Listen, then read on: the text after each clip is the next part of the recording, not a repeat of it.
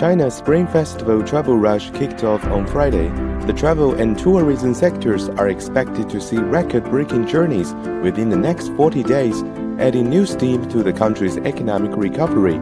The Spring Festival, which falls on February 10th this year, is China's most important festival for family reunions. Hundreds of millions of Chinese are swarming train stations, airports, and coach terminals across the country. 9 billion passenger trips are expected during the Spring Festival travel rush, according to the Ministry of Transport. With record demand for travel, this year's Spring Festival holiday is poised to become the most vibrant and prosperous in recent years.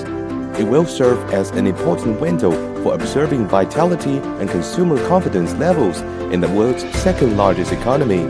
As demand for energy, daily supplies, and agricultural products surges, a special work team has been established by the country's transport ministry to cope with pressure on logistics and work safety. The work team is committed to strengthening the monitoring of and coordination among different transportation sectors such as railway, highway, waterway, and civil aviation, and making sure the transport capacity is sufficient to meet demands.